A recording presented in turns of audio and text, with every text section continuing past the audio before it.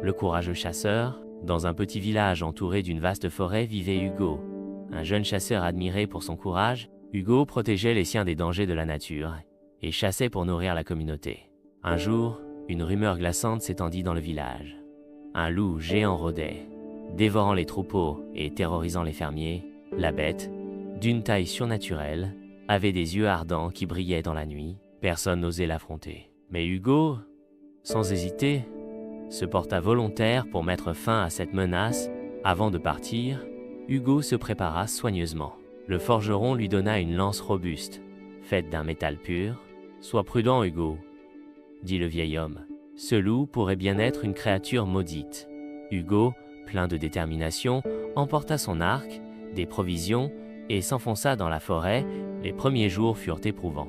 Il suivit des empreintes gigantesques et des restes de gibier, signes évidents du passage du loup. La forêt devint de plus en plus sombre et silencieuse à mesure qu'il avançait.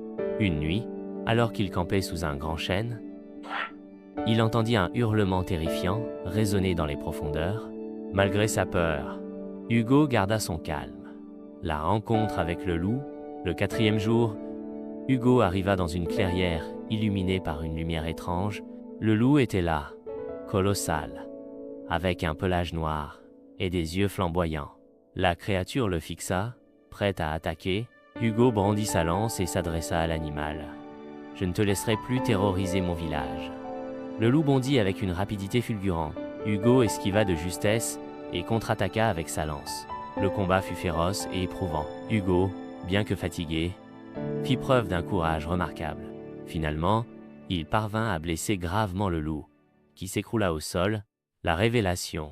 Alors que Hugo s'approchait pour achever la créature, le loup se transforma soudain en un vieil homme affaibli. « Merci, chasseur, » murmura-t-il. Hugo, stupéfait, baissa son arme. Le vieil homme expliqua qu'il avait été maudit par une sorcière pour avoir détruit sa forêt. « Ton courage et ton honneur ont brisé la malédiction, » ajouta-t-il, avant de s'éteindre. Le retour au village.